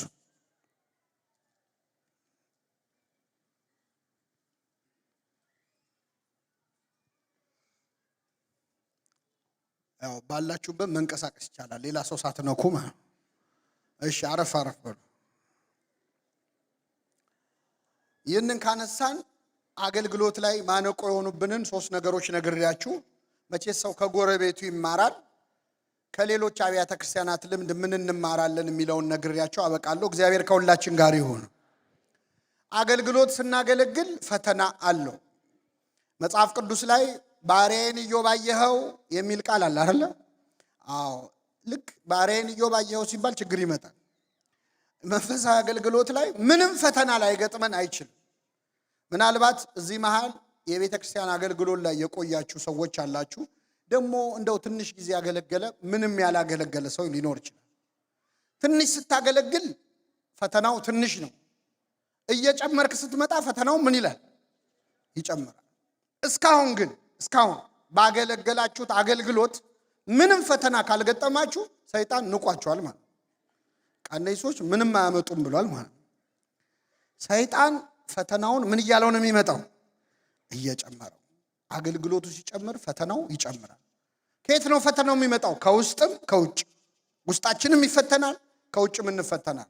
አንዳንድ ሰው አሁን አገልግሎት ላይ ገባና ቤተክርስቲያን ትንሽ የሆነ አስተዋጽኦ ለማድረግ በቅን ልቦና ተነሳስቶ ሲሰራ አንድ የሆነ ሰው መጥቶ የሆነ ንግግር ተናግሮ ሞራሉን ሲሰብረው እኔ ይሄንን አልጠበቅኩም ነበረ፣ እኔ አርፌ ባስቀድስስ ይላል። እንዲህ እንድትሉ ነው ሰይጣን የሚፈትናችሁ። ጥለህ ብትሄድስ? አገልግሎት ማለት እስከ መስቀል ነው፣ እስከ መሰቀል፣ እስከ መሞት እና ፈተና ብዙ አለው።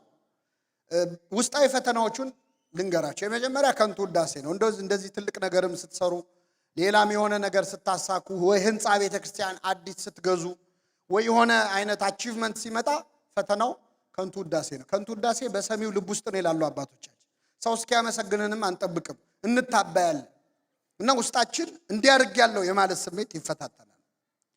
ግን ጌታ ምንድን ያለው ለሐዋርያቱ? እናንተ ደግሞ የታዘዛችሁትን ሁሉ ባደረጋችሁ ጊዜ የማንጠቅም ባሪያዎች ነን፣ ልናደርግ የሚገባንን አድርገናል በሉ። እስኪ በሉ የማንጠቅም። አይ ላቆመው ነው እኔ። እሺ በሏ። ባሪያዎች ነን፣ ልናደርግ የሚገባንን አድርገናል በሉ። አሁን እኛ ምንድነን? ምንድናችሁ? ምን አይነት? እኔ አይደለሁም፣ ይቅርታ አድርጉልኝ፣ እኔ አይደለሁም። ጥቅሱን በደንብ ይዩት እስቲ። እናንተ ደግሞ የታዘዛችሁትን ሁሉ አድርጋችኋል። የታዘዛችሁትን ሁሉ። ስለዚህ የማንጠቅም ባሪያዎች ነን ለማለት ራሱ አንቺ። አንድ ፈረንጅ መጣና ስልጠና ላይ ኢትዮጵያ ለምን ድሃ መሆን አልቻለችም አለ። እስቲ ንገሩኝ፣ ኢትዮጵያ ለምን ድሃ መሆን አልቻለች? ድሃ አይደለንም። በነገራችን ላይ ድሃ አይደለም፣ የድሃ ድሃ ነን። ኢትዮጵያ ድሃ ለመሆን ትንሽ ሀብታም መሆን አለባት። ስለዚህ ድሃ መሆን ራሱ፣ ስለዚህ የማንጠቅም ባሪያዎች ነን ለማለት ራሱ አንችልም። ምክንያቱም ልናደርግ የሚገባንን ምን አላደረግንም። ፈተናዎቻችን ውስጣዊ ነው። ሰው በሰራው ስራ ዝም ብሎ ከንቱ ውዳሴ የሚሰበስብ ከሆነ ልክ ደሞዝ ሳይደርስ ብድር የሚበደር ሰው ታውቃላችሁ? ከገሌ 500 ብር ከገሌ 300 ብር የደሞዝ ቀን ደሞዝ ከፋይ ነው እሱ። በከንቱ ውዳሴ ከሰበሰብ ነው ዋጋችን በምድር ይቀራል፣ በሰማይ ዋጋ የለንም። እንዲህ ከመባል ይሰወረን። ፈተናዎቻችን ብዙ ናቸው። ቤተክርስቲያንና ለማወቅ ይሄን ሰዓት ላለመፍጀት ልለፈው። እድሎቻችንን እናመክናለን። በቤተክርስቲያን አገልግሎት ጌታ ምን አለ? ዛሬ በተነበበው ወንጌል ላይ ቀን ሳለ የላከኝን ስራ ላደርግ ይገባኛል፣ ማንም ሊሰራባት የማይችል ሌሊት ትመጣለች። አሁን በቤተክርስቲያናችን ባለው ችግር መጥፎ ነገሮች አሉ፣ ግን ደግሞ ጥሩ እድሎች አሉ። ምን አላቅም፣ እንዲህ ነው ብዬ አላጠናሁት፣ ግን በመጥፎ ጊዜ ጥሩ እድሎች አሉ። ለምሳሌ የመጀመሪያዋ ቤተክርስቲያን ስደት ሲደርስባት፣ መከራ ሲወርድባት፣ ቀዳሜ ሰማይ ቅዱስ እስጢፋኖስ በድንጋይ ተወግሮ ሞተ። ክርስቲያኖች ምን አሉ? በየቦታው ሲበተኑ በሄዱበት ቦታ ምን አረጉ? ወንጌል አስተማሩ። አይ እሱ ሞቶማ ስብከት የለም አላሉ። ፊልጶስ ሄዶ ጃንደረባውን ሰበከ። ሌሎች ሄደው ሰማርያ አስተማሩ። መጥፎውን ጊዜ ለጥሩ ነገር ነው አባቶቻችን የተጠቀሙበት። አሁን ያለን እድል ምንድን ነው? ሲያትል ያላችሁ ሰዎች፣ ሰሜን አሜሪካ ያላችሁ ሰዎች ምንድን ነው እዚህ ሀገር ላይ ቤተክርስቲያን ወገቧን አስራ ብትሰራ ልትሰራው የምትችለው ይህ አገር የሰጣችሁ እድል ምንድን ነው? ምናልባትም እኮ ካህናት፣ አገልጋዮች በትክክል የቤተክርስቲያን አገልግሎት ቢሰራ ኖሮ ሌላ ስራ ለመስራት አይገደዱም ነበረ። ቤተክርስቲያን ስራዋ በዝቶ አንተንማ በምንም ታምር ሌላ ስራ አላሰራህም ማለት መቻል ነበረባት። እድሎቻችንን ግን እናመክናለን። የተገኘውን እድል መጠቀም፣ ቁጭ ብሎ ማጥናት፣ እንዴት ብንሄድ ይሻለናል ማለት እኛ አይደለንም አጀንዳ ራሱ የምናወጣው፣ ሌላው ነው አጀንዳ ሴት የሚያደርግልን። ስንሰደብ ሰሞኑን ስለዛ ስድብ ስናወራ እንከርማል። ስንገደል ሰሞኑን ተገደልን እንላለን። እኛ ራሳችን ለራሳችን አቅደን የምንሰራው መቼ ነው? ይህ የቤተክርስቲያን በጣም ውስጣዊ ፈተናችን። ውጫዊ ፈተናዎች ብዙዎች አሉ። ስራ የሞላበት ትልቅ በር ተከፍቶልኛል፣ ተቃዋሚዎች ብዙ ናቸው ይላል። ምንም ስራ ስንሰራ በቤተክርስቲያን አገልግሎት ብዙ ፈተና አለ። ሐሜት፣ ስድብ፣ ንቀት፣ ዱላ፣ መጨረሻ ሰይፍ አለ። ተሰደብኩ ብለህ ሲገርም ሰይፍ ሁሉ አለ። ሐዋርያት ሁሉም ሰማዕታት ሆነው ነው ያረፉት። ከሐዋርያት መካከል አንድ በሰላም የሞተ ምስክር ወረቀት የተሰጠው ሐዋርያ አለ? እስካሁን ላገለገልከው አገልግሎት የተባለ እኔ እንኳን አስተምሬ ሶር ቃለ ሕይወት ያሰማልን ትላላችሁ። ሐዋርያት ቃለ ሕይወት ያሰማልን ያላቸው የለም። ከመቼው አስተምረው ጨርሰው ጥርሳቸውን አርግፈነው ነው፣ ከመቼው ገርፈናቸው ነው። እና የሚገርመው ግን ለአንድ ሰዓት እንኳን ያህል አገልግሎት አላቆሙም። ቅዱስ ጳውሎስ ምን አለ? ገላትያ 2 ላይ የወንጌል እውነት በእናንተ ዘንድ ጸንቶ እንዲኖር ለአንድ ሰዓት እንኳን ለቀን አልተገዛንም። ለአንድ ሰዓት አገልግሎት አላቋረጡ። እንዴት ነው የሞቱት? ተመልከቷቸው። ጴጥሮስ ተዘቅዝቆ ተሰቅሎ፣ ግማሹ ቆዳው እየተገፈፈ ቆዳው ላይ ጨው እየተነሰነሰ ቁስሉ ላይ በእሳት አልጋ ላይ ያስተኟቸው። ሁሉም ሐዋርያት ሰማዕትነትን ተቀብለው ነው ያረፉት። በረከታቸው ይደርብን። ስለዚህ አገልግሎት በጣም በጣም ብዙ መከራዎች አሉት። ይህንን ካልን የመጨረሻ ዛሬ ተናግሬ የምወርደው እንደው ከሌሎች አብያተ ክርስቲያናት ምን እንማራለን የሚለውን ነው። አሳልፍ ሕይወታችን ከሌሎች አብያተ ክርስቲያናት ልምድ ምንድነው የምንማረው? ቅዱስ ጳውሎስ አንድ የተናገረው ነገር አለ። እንግዲህ ውስጣዊ ፈተናዎቻችንን በመግባባት ልንፈታው እንችላለን። መቼስ አንድ ሆኖ ማገልገል በጣም ከባድ ነው። እኛ ከሌሎች ከመናፍቃን ከአህዛብ እግዚአብሔር የለም ከሚሉ ሰዎች ጋር አይደለም ትግላችን። የኛ ቤተክርስቲያን ያገልግሎት ጊዜ የሚባክነው እርስ በርስ በመንጣላው ጸብ ነው። የእርስ በርስ ጦርነት ላይ ነን። መጋደላችን ከስጋና ከደም ጋር አይደለም ማለት አንችልም። እኛ ከስጋና ከደም ጋር ነው እንጋደለው፣ እሱም ከገዛ አጠገባችን ካለው ከወንድም ከእህታችን እና በትንሽ እንኳን አንድ ደብር ላይ ያገለገለ አንድ ሰው በንግግር እንኳን መስማማት ይቸገራል። ፍቅር ከማጣት ማለት እንደው ለቤተ ክርስቲያን ብዬ ነው ብለው ሰዎች ሲጣሉ የሚውሉ አሉ። የሰው ልብ የሚያቆስል ነገር ተናግረው እኔ ለአገልግሎቱ ነው የሚሉ ሰዎች አሉ። እግዚአብሔር ልቡናቸውን ይመልሰው። እኔ አንድ ቀላል ነገር ልጠይቃችሁ። አንድ ሰው መጥቶ የኔ ውሻ ከሚላችሁና አንተ ውሻ ከሚላችሁ የቱ ይሻላል? ምንድነው ልዩነቱ? ሁለቱም ውሻ ነው። የኔ ውሻ ሲሆን ምንድነው? ፍቅር ነው አይደል? አንተ ውሻ ስድብ ነው። ግን ውሻ ነው ሁለቱ። አንድ ንግግር እውነት ለመናገር ከፍቅር ጋር ከሆነ ስድብ እንኳን ፍቅር ከሆነ ካለበት መዋደድ ካለበት አለዝበ እንድንሰማ ያደርጋል። አያደርግም? ያደርጋል። እኛ ስለምንጨካከል ለመተራረም እንኳን አንዱ ሌላውን ለማገዝ እንኳን ፈቃደኛ ስላልሆንን እንጂ ብዙ ስራዎች ወደ ኋላ የሚጎተቱት በዛ መንገድ ነው። ቅዱስ ጳውሎስ ከሌሎች አብያተ ክርስቲያናት ያነሳችሁበት ምክንያት ምንድነው ያለውን እንደው ከጎረቤት መማር ጥሩ ስለሆነ እንደው ከአህት አብያተ ክርስቲያናት የግብጽ ቤተክርስቲያን አሁን እዚህም መጥቼ ሰምቼዋለሁ። ልጆቼ ወደ ግብጽ ቤተክርስቲያን ነው መሄድ የሚፈልጉት የሚሉ ወላጆች አሉ። እንደው ከጎረቤቶቻችን ከግብጽ ቤተክርስቲያን ምን እንማራለን? 4 ነገሮች ነግሬያችሁ አበቃለሁ። ከአህት አብያተ ክርስቲያናት ምን እንማራለን? ግብጾች እኛ እንኳን ልጆቻችን ወደዛ እስኪሄዱ ድረስ እንዲሳካላቸው ያደረገው የአገልግሎት አስተሳሰብ ምንድን ነው? የመጀመሪያው በወጣቶችና ህፃናት እጅ ቤተክርስቲያንን የማከም ሥራ ነው። በአጭሩ ግን ስንገልጸው የቤተክርስቲያንን ችግሯን በማውራት ፈንታ መፍትሄ መሆን ነው። ቤተክርስቲያን ችግሯን የሚያወራ ሰው እጥረት የለባትም። በነገራችን ላይ ሚዲያውን የሞላ ነው የቤተክርስቲያንን ችግር የምንተነትን ሰዎች። መፍትሄው ላይ ሲመጣ ግን ቁጥራችን ያንሳል። የግብጽ ቤተክርስቲያን የዛሬ 50 ዓመት 60 ዓመት በጣም ብዙ መጥፎ ነገሮች በአስተዳደር የተበላሸ መሆን፣ በጣም ብዙ ሰው ከግብጽ ቤተክርስቲያን ክዶ እየወጣ ነበር። ብዙ ፈተና ነበረባት።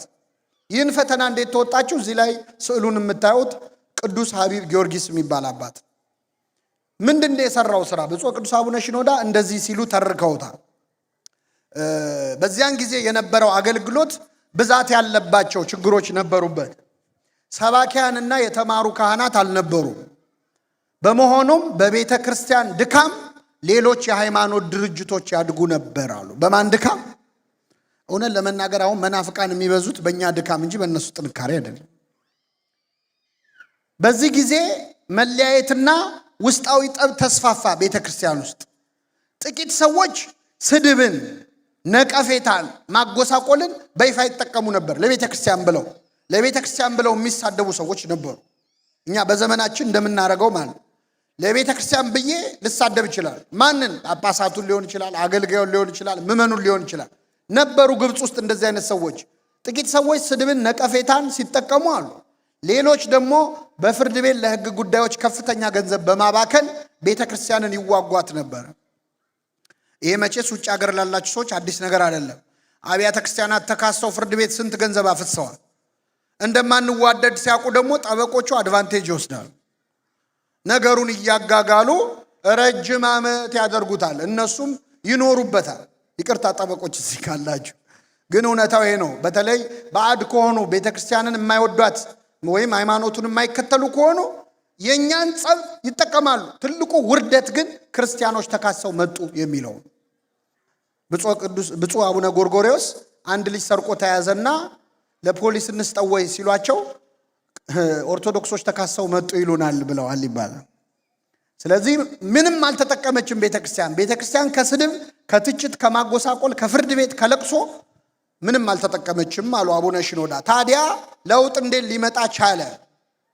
ለውጥ የመጣው በ20ኛው መቶ ክፍለ ዘመን የአገልግሎት መሪ በነበረው በቅዱስ ሐቢብ ጊዮርጊስ ሥራ አማካኝነት ነው። እርሱ በዘመኑ በነበሩት ስህተቶች ውስጥ ራሱን ሳያስገባ ሥራ ጀመረ።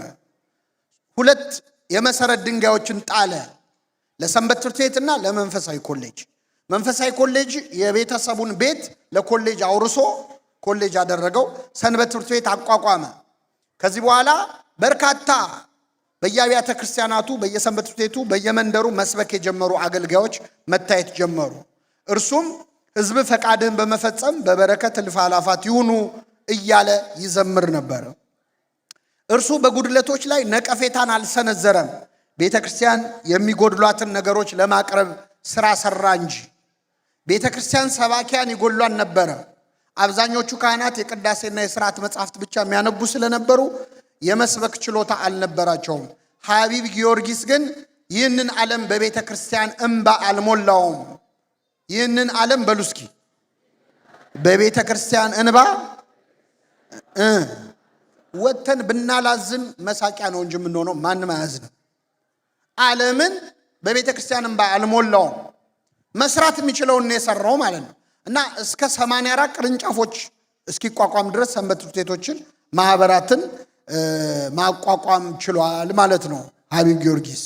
ሐቢብ ጊዮርጊስ ሕፃናትና ወጣቶች የሚያስተምራቸው ማጣታቸውን ሲመለከት ከዚያ ተነስቶ ቤተ ክርስቲያንን ለመተቸት ወይም ለመውቀስ አልወደደም። በሁሉ ስፍራ ለመስፋፋት የቻሉትን ሰንበት ትምህርት ቤቶችን አቋቋመ። ከዚህም ሌላ ለቤተ ክርስቲያን ትምህርት ቤቶችና መጽሐፍትን አዘጋጅቷል። ለምንድን ነው እኛ ይሄ ሁሉ ኮሚዩኒቲ ያለ የኦርቶዶክሳውያን ትምህርት ቤት የማይኖረን? ህንዶቹ ባህላቸውን ጠብቆ ልጆቻቸው የሚያድጉበት ትምህርት ቤት አላቸው የላቸው? እስራኤሎቹ አላቸው፣ አረቦቹ አላቸው፣ ቁርአን የሚያስቀሩበት ትምህርት ቤት አላቸው። እኛ ለምንድን ነው የሌለን? መቼ ነው የገባንበት ሀገር ላይ ዘይትና ውሃ ሆነን የምንኖረው? ይህንን ማድረግ ችለዋል። በአንዳንድ ጉባኤ የፕሮቴስታንት መዝሙር ቦታ እየያዘ ሲመጣ በቤተ ክርስቲያን ዜማ የተቃኙ መዝሙራትን ያዘጋጅ ነበር። የእርሱ አገልግሎት በሁሉም መስክ የተስፋፋ ነበር። በሐቢብ ጊዮርጊስ የተመራው የማነቃቃት ሥራ ታላቅ ትምህርት ሰጥቶን አልፏል ብለዋል አቡነ ሽኖዳ። የሚገርማችሁ ሐቢብ ጊዮርጊስ ማታ ማታ ያስተምራቸው የነበሩ ወጣት ተማሪዎች ውስጥ 8ቱ ጳጳሳት ሆነዋል። መንኩሰው አንዱ አቡነ ሽኖዳ ናቸው። በረከቱን ያሳድርብን። ከነሱ ከምንማረው ውስጥ የመጨረሻ ይሄን ብቻ ተናግሬ ልውረድ። የቋንቋ አገልግሎት። ይህንን ብቻ ለምንድን ነው መናገር የፈለግኩት? ያለነውበት ሀገር ሰሜን አሜሪካ ስለሆነ ነው። ባጭሩ የቋንቋ አገልግሎት ላይ ገና ዳዴ እያልንበት ያለበት ሁኔታ ነው ያለው። የግብፅ ቤተክርስቲያን ደረጃዋን ለማየት እነዚህ 3 አባቶች ጥሩ ምሳሌ ናቸው። መጀመሪያ ላይ ያሉት ባለፈው ወር አርፈዋል። በረከታቸው ይደርብን። እንጦንስ ማርቆስ ይባላሉ። የግብፅ ቤተክርስቲያን የአፍሪካ ጉዳዮች ሊቀ ጳጳስ ናቸው። እኛ አባት ወጣት እያሉ ከግብፅ ሜዲካል ስኩል ተምረው ሲጨርሱ ዶክተር ሲሆኑ አዲስ አበባ ተመድበው መጡ። ከዛ ኢትዮጵያ መጥተው አፄ ኃይለ ሥላሴ አስመራ ሆስፒታል ውስጥ እንዲሰሩ መደቧቸው። 5 ዓመት አስመራ ቆይተዋል። የመጀመሪያውን ዓመት ትግርኛ ተምረው በትግርኛ ሰብከው ወጣቶችን አሰልጥነው 5 ዓመት ሲያገለግሉ ቆዩ። ከዛ ወደ ደብረ ብርሃን ሆስፒታል ተቀየሩ። ደብረ ብርሃን የሚወራው ምንድነው? አማርኛ ችለው በአማርኛ 4 ዓመት አገለገሉ። አፄ ኃይለ ሥላሴ ሲወድቁ ደርግ ሲመጣ ወደ ግብጽ ተመለሱ። ግብጽ ተመልሰው መነኮሱ። መንኩሰው ኬንያ ሄዱ። ለ2 ዓመት ስዋሂሊ የሚባል ቋንቋ አጠኑ። 34 የአፍሪካ ሀገር ዞረው አስተምረው አብያተ ክርስቲያናት አቋቋሙ። ለሀገሩ ተወላጅ ማለት 34 እኔ ያገኘኋቸው የዛሬ 7-8 ዓመት ነው። ሳገኛቸው ደቡብ አፍሪካን ያገኘኋቸው 3 ቋንቋ ይችላሉ። ጦሳ፣ ዙሉና ጿን የሚባሉና አፍሪካንስ 4ኛ ቋንቋ የዛን ሀገር ቋንቋ ፍሉዌንትሊ ይችላል። ምን እንዳሉ ታውቃላችሁ? ኢትዮጵያውያን በጣም ዕዳ አለባችሁ። እኔ ቆዳዬ ጥቁር ቢሆን ኖሮ አፍሪካ ውስጥ ኦርቶዶክስ ያልሆነ ሰው አይኖርም ነበር። ይህን ስራ መስራት ያለባት ማን ነበረች? ኢትዮጵያ ነበረች። እና በቅርቡ አርፈዋል። በረከታቸው ይደርብን። እኛ ገና ስለ 2 ቋንቋ እየተጨቃጨቅን ያለ ነው። አገር ውስጥ 2 ቋንቋ እንኳን ገና የዘር ጉዳይ የዘረኝነት ምናምን እየተባለ ያጨቃጭቃል። ይህንን ሁሉ አፍሪካ ሀገር ማዳን ችለዋል። 2 ጳጳሳት ግን ያነሳዋቸው ለምንድን ነው? እዚህ ሀገር የምታገለግሉ አባቶቻችን፣ ወንድሞቻችን፣ ምእመናን በተለይ ዲሲሽን ሜከር ሲሆናችሁ የዛሬ 5 እና 10 ዓመት አሁን ያሉ ልጆቻችሁ ያድጋሉ። ምን እንዲሆኑ ነው ያሰባችሁላቸው? ምንድነው የታቀደው?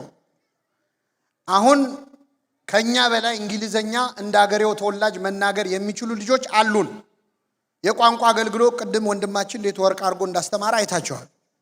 የአክሰንት ችግር የለባቸው፣ የቋንቋ መረዳት ችግር የለባቸው፣ አገሩን የማወቅ ችግር የለባቸው። እነዚህ ልጆች የዛሬ 10 ዓመት ምንድነው የሚሆኑት? ስንቶቹ ቄስ ይሆናሉ? ስንቶቹ መንኩሰው ጳጳስ ይሆናሉ? ምንድነው ያቀድነው? አሁን እኛ የምናስበው እኛን ማዕከል ያደረገውን አገልግሎት ነው። ግን ወደድንም ጠላንም እኛ በእድሜ እየገፋን እያረጀን ስንመጣ የሚቀሩት እነሱ ናቸው። አሁን ስራ ካልሰራንባቸው ዛሬ የገዛናቸውን አብያተ ክርስቲያናት አሟረት ካትበሉኝ ሸጠው ይካፈሉታል። ወላጆቼን የገዙ ብለው ሸጠው ይካፈሉታል። ይሄ እንዳይሆን ግን አሁን ነው መስራት ያለብን። ለምሳሌ አንድ ቤተ ክርስቲያን ልጆች አምፀው እስኪወጡ መጠበቅ የለበትም። ሃና ለቢ ኖረው እዛው ቤተ ክርስቲያን ውስጥ የእንግሊዘኛ አገልግሎት የአማርኛ አገልግሎት ቢኖር እንደ ዲያቆን አቤል አይነቶቹን ልጆች አንተን ቤተ ክርስቲያን ለዚህ ትፈልጋለች፣ ይሄንን ትምህርት ሄደ ተማር፣ አገር ቤት ሄደ መንፈሳዊውን ትምህርት ሳይኮሎጂውን ለዚህ ጉዳይ 10 ልጆች እንኳን መርጠን እዚህ ሀገር ያሉ ልጆችን ችግር ራሳቸው እንዲያጠኑ አድርገን እኛ አሁን አውቅልሃለሁ ነው ትልቁ ችግራችን። እኛ ነን አዋቂ ምን መስል ራሳቸው ስለ ራሳቸው ችግር ያውቃሉ። የዚህን ሀገር አስጠንተን ግድ የለም ልጆቻችንንም ካላመናቸው ያለነው አሜሪካ ነው። ገለልተኛ ተቋማት አሉ። ይቺ ቤተክርስቲያን በ10 ዓመት ውስጥ ሰስቴነብል የሆነ ስራ እንድትሰራ ምን ማድረግ አለባት የሚለውን አጥናና ስጠኝ ብላ አውትሶርስ ብታረክ ሰርቶ ፕሮፖዛል የሚሰጡ ተቋማት አሉ። ስለዚህ ከ5 ዓመት በኋላ ከ10 ዓመት በኋላ ምንድነው ለማድረግ ያቀድነው? ይሄ አሁን ያለውን ቤተክርስቲያን ሰፋ አድርጎ መስራት፣ ይሄ ያለውን ምዕመን የበለጠ ማድረግ እሱ ለእኛ ነው የሚጠቅመው። ለልጆቻችን የሚጠቅመው ግን ልጆቻችን ላይ የምንሰራው ስራ ነው። የሰማነውን በልቡናችን ያሳድረው።